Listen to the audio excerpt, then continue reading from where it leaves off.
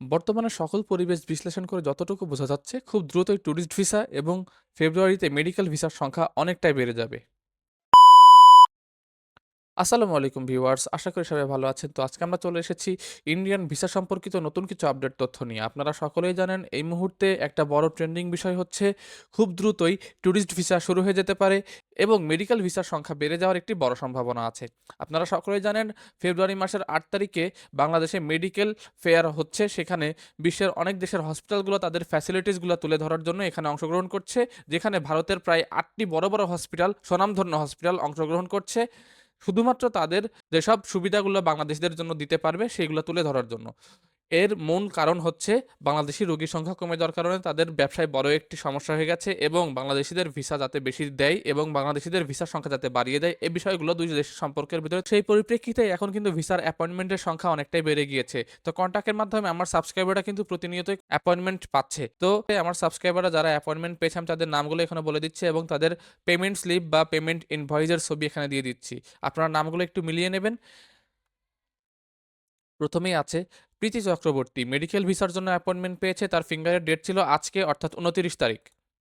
তারপরে প্রিয়াঙ্কা চক্রবর্তী মেডিকেল ভিসার জন্য অ্যাপয়েন্টমেন্ট পেয়েছিল, তারও ফিঙ্গারের ডেট ছিল আজকে অর্থাৎ ২৯ তারিখ, যত সম্ভব দুজন একই ফ্যামিলির। দীপঙ্কর বিশ্বাস মেডিকেল ভিসার জন্য অ্যাপয়েন্টমেন্ট পেয়েছিল, তারও ফিঙ্গারের ডেট ছিল ২৯ তারিখে, অর্থাৎ আজকে যেই ছবিগুলো আমি দেখাবো সবগুলোই ২৯ তারিখের অ্যাপয়েন্টমেন্ট ছিল। দীপা রানী বিশ্বাস মেডিকেল ভিসার জন্য অ্যাপয়েন্টমেন্ট ছিল, তারও ফিঙ্গারের ডেট ছিল ২৯ তারিখ। সুমন হোসেন মেডিকেল ভিসার জন্য অ্যাপয়েন্টমেন্ট পেয়েছিল, তারও ফিঙ্গারের ডেট ছিল ২৯ তারিখ। সুমনা আক্তার মেডিকেল ভিসার জন্য অ্যাপয়েন্টমেন্ট পেয়েছিল, তারও ফিঙ্গারের ডেট ছিল ২৯ তারিখ। তনু বিশ্বাস এন্ট্রি ভিসার জন্য অ্যাপয়েন্টমেন্ট পেয়েছিল, তারও ফিঙ্গারের ডেট ছিল ২৯ তারিখ। লক্ষণ বিশ্বাস এন্ট্রি ভিসার জন্য অ্যাপয়েন্টমেন্ট পেয়েছিল, তারও ফিঙ্গারের ডেট ছিল ২৯ তারিখ। আরমান শেখ এন্ট্রি ভিসার জন্য অ্যাপয়েন্টমেন্ট পেয়েছিল, তারও ফিঙ্গার ডেট ছিল ২৯ তারিখ।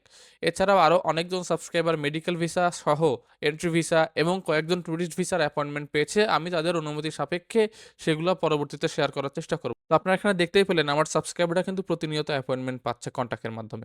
তো আপনারাও যদি কন্ট্যাক্টের মাধ্যমে অ্যাপয়েন্টমেন্ট পেতে চান তাহলে নিচের দেওয়া ফেসবুক লিঙ্কে যোগাযোগ করে দেখতে পারেন। অবশ্যই নিজ দায়িত্বে কথা বলবেন এবং আপনাদের আরেকটি বিষয় বলে রাখি যে অ্যাডভান্স বাদে কেউই কাজ করে না, এই লিঙ্কও অ্যাডভান্স বাদে কাজ করবে না। আপনারা নিজ দায়িত্বে কথা বলবেন।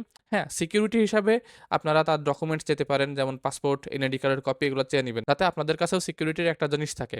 কারণ যেহেতু অ্যাডভান্স দিয়ে কাজ করবেন সেহেতু আপনাদেরও সিকিউরিটির দরকার আছে। তো মেইন টপিকে ফেরত আসি, সেটি হচ্ছে আপনারা নিশ্চিত থাকেন খুব দ্রুতই ট্যুরিস্ট ভিসা স্বাভাবিক হওয়ার একটি বড় সম্ভাবনা আছে।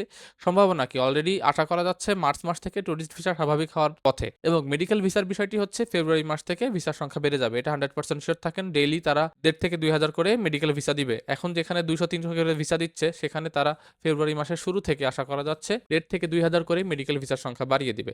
এটার মূল কারণ যেহেতু বাংলাদেশীদের উপরে তাদের হসপিটালগুলো চলে, তাদের একটি বড় অর্থনৈতিক সংকটের মধ্যে যাচ্ছে শুধুমাত্র এই ভিসার কারণে। তো তারা চাচ্ছে যে যত দ্রুত সম্ভব ভিসা স্বাভাবিক করবে এবং জনসাধারণের জন্য সেগুলো খুলে দেবে। কারণ ভিসা যত দ্রুত স্বাভাবিক করবে দুই দেশের ব্যবসা বাণিজ্য ততই ভালো হবে।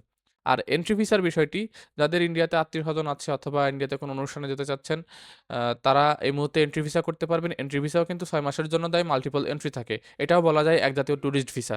তো আপনারা চাইলেই এখন এন্ট্রি ভিসার জন্য আবেদন করতে পারেন এবং কন্ট্যাক্টের মাধ্যমে করতে পারেন। তো আপনারা যারা কন্ট্যাক্টের মাধ্যমে এন্ট্রি ভিসা বলেন অথবা মেডিকেল ভিসা বলেন হেল্প চাচ্ছেন, তারা আমার ফেসবুক পেজে নক দিতে পারেন। আমি আপনাদের এজেন্সির ঠিকানা দিয়ে দেবো, আপনারা কন্ট্যাক্টের মাধ্যমে সেখান থেকে করতে পারবেন। আর যারা অ্যাপয়েন্টমেন্ট নিতে চাচ্ছেন তারা নিচের দেওয়া ফেসবুক লিঙ্কে যোগাযোগ করবেন।